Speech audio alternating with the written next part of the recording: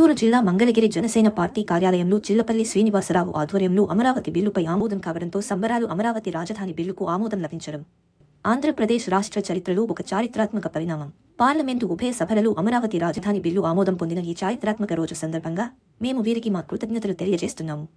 ఈ బిల్లు ఆమోదానికి పూర్తి సహకారం అందించిన గౌరవనీయ ప్రధానమంత్రి నరేంద్ర మోదీ, ముఖ్యమంత్రి నారా చంద్రబాబు నాయుడు, ఉప ముఖ్యమంత్రి పవన్ కళ్యాణ్, చిల్లపల్లి శ్రీనివాసరావు, చైర్మన్, ఆంధ్రప్రదేశ్ వైద్య సేవలు మరియు మౌలిక సదుపాయాల అభివృద్ధి సంస్థ ఏపీఎంఎస్ఐటీసీ.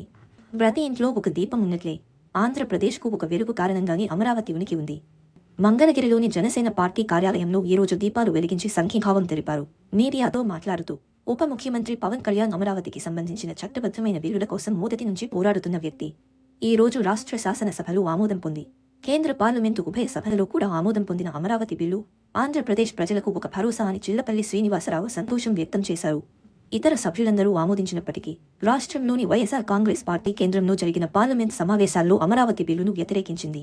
ఈ సందర్భంగా చిల్లపల్లి శ్రీనివాసరావు మాట్లాడుతూ కేంద్రంలో చేసిన విధంగానే ఆంధ్రప్రదేశ్ అసెంబ్లీలో కూడా హాజరయ్యే 11 మంది ఎమ్మెల్యేలు తమ కడం వినిపించి ఉంటే బాగుండేదని అన్నారు.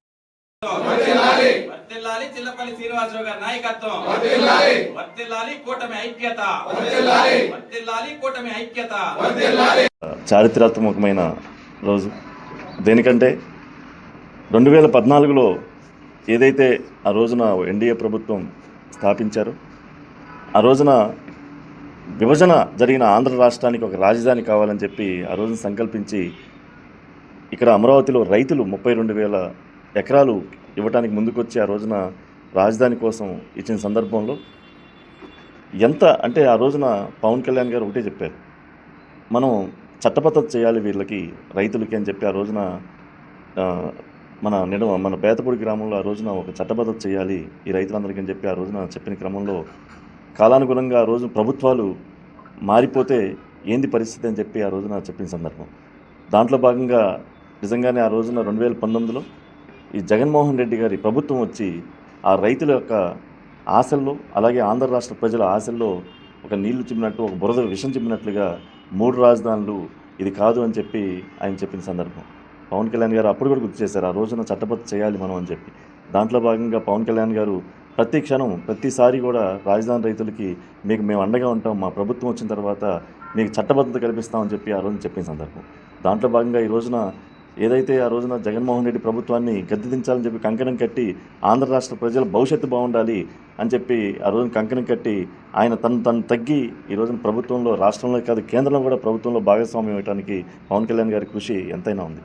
దాంట్లో భాగంగా ఈ రోజున మన ఆంధ్రప్రదేశ్ అసెంబ్లీ సాక్షిగా ఒక చట్టబద్ధత కల్పిస్తూ 4 రోజుల క్రితం చట్టబద్ధత చేసి, అలాగే నిన్న పార్లమెంటు ఉభయ సభల్లో కూడా ఈరోజు అక్కడ కూడా చట్టబద్ధత కల్పించి అమరావతి రాజధాని ఆంధ్రప్రదేశ్కి అని చెప్పి ఈ రోజున ఆంధ్ర రాష్ట్ర ప్రజలకి ఒక ఉజ్వలమైన భవిష్యత్తుగా ఈ రోజున మనకు కనబడతా ఉంది. నిజంగా ఇది చాలా ఆనందించదగిన క్షణం.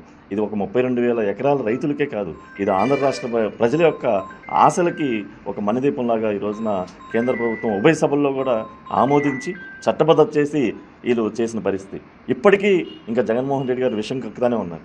నిజంగా అతను అంటే మేము చట్టబద్ధత కలిగిస్తే మేము తీలేమా అంటే అసలు ఏం మాట్లాడుతున్నారు అంటే, మీరు ప్రజా పాలకులుగా మాట్లాడుతున్నారా, ప్రజా భక్షకులుగా మాట్లాడుతున్నారా మాకైతే అర్థం కావట్లేదు. ఈ రోజున మా పవన్ కళ్యాణ్ గారు ఒకటే ఇచ్చారు, ప్రతి ఇంట్లో ఒక దీపం వెలగాలి.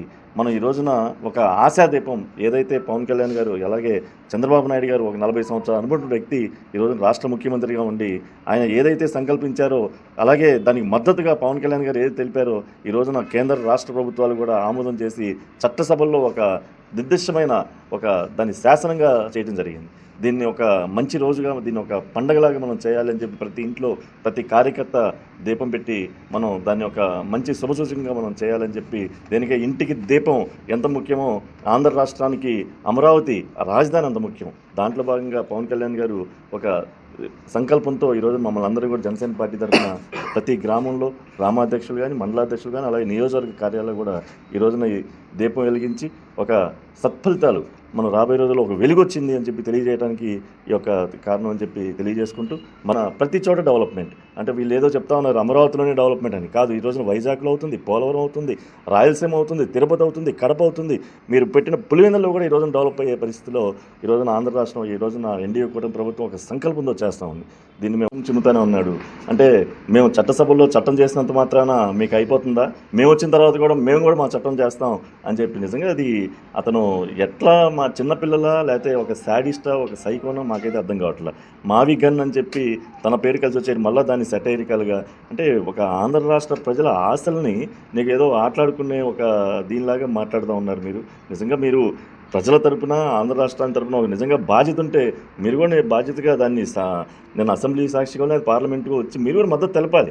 ఈ రోజున రాష్ట్రంలో కానీ కేంద్రంలో దాదాపు 11-12 పార్టీలు మీ యొక్క పార్టీ తప్ప అందరూ మద్దతు తెలిపారు. ఈ రోజున కమ్యూనిస్టులు అయితేనేమి అందరూ అందరు పార్టీలు కూడా ఈరోజు మద్దతు తెలిపిన పరిస్థితి.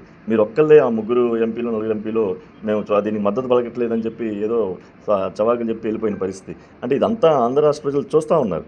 అంటే ఇది మీ మీ యొక్క దీనికి అంటే నీచ ఆలోచనలకి ఇది మీరు చేసే ఇవాళ మావి గన్ అని పెట్టి దానికి ఏదో గన్ లాగా నేను గన్ పెడతాను అనే టైప్లో మాట్లాడుతూ ఉంటే మీ పేరులో గన్ ఉండొచ్చేమో కానీ ప్రజలు ఎవరు కూడా ఆ ఉత్తుత్తి గన్నులు పేల్చి చూసే ఆల్రెడీ అయిపోయాయి. ఇక నుంచి ప్రజలంతా కూడా నిజమైన గన్తో మిమ్మల్ని ఇబ్బంది పెడతారని చెప్పి ఈ సంగతి తెలియజేసుకుంటాం. పార్లమెంట్ అంటే వాళ్ళు ఏంటంటే ఢిల్లీలో ఎవరు చూడలే అనుకుంటారు. ఇక్కడైతే మళ్ళీ ఆంధ్రప్రదేశ్ అంతా కూడా ప్రజలు మమ్మల్ని ఇచ్చేస్తారు, మా మొహాన ఉమ్మేస్తారని చెప్పి అన్న రాలేదేమో అని మాకు అనిపిస్తూ ఉంది. ఎందుకంటే ఇది నిజంగా చాలా అంటే 32,000 ఎకరాల రైతులే కాదు, ఈ రోజున ఆంధ్ర రాష్ట్రం ఎంత అంటే ఇదొక అంటే ఒక రాజు ఏదైతే ఒక చట్టం శాసనం చేశారో దాన్ని కంటిన్యూషన్ జరగాలి. మీరు ఏంటంటే రాజు మారినప్పుడల్లా శాసనాలు మారుతాయి అంటే ప్రజలు ఎవరు వర్షించరు. ఇది ప్రజా రాజధాని, ప్రజలు సంకల్పించిన ప్రజలు ఓటుతో మేము ఎవరైనా కూడా అసెంబ్లీకి వెళ్తాం, కానీ మీరు ఏదో శాశ్వతంగా ఉండే టైపు కాదు. కానీ మనం ఇచ్చిన ఆ కాలంలో ప్రజలకి మంచి చేయాలి, మనం చిరస్థాయి గుర్తుండిపోవాలి. ఆ రోజున మోడీ గారు వచ్చి ఇక్కడ శంకుస్థాపన చేసినప్పుడు దాన్ని ఈ రోజున మళ్ళీ గుర్తుగా సతీ సమేతంగా ఈ రోజున గౌరవ రాష్ట్ర ముఖ్యమంత్రి వర్యులు వెళ్ళి నిజంగా కృతజ్ఞత తెలిపారు. ఈ రోజున అంటే అసెంబ్లీకి వచ్చే అవకాశాలు ఉన్నాయని అదే అతని ఇంగిత జ్ఞానానికే వదిలేస్తా ఉన్నామండి. అతను రావచ్చు, అతనికి ఏంటంటే 11 సీట్లకి ప్రతిపక్ష హోదా రాదని అతనికి తెలుసు. ప్రతిపక్ష హోదా వస్తేనే నేను వస్తానని చెప్పి ఆయన చెప్పే పరిస్థితి. అంటే అతనికి మరి అవివేకంగా మాట్లాడుతున్నారా మరి ఏందనేది మరి ప్రజలే చూసుకోవాలి.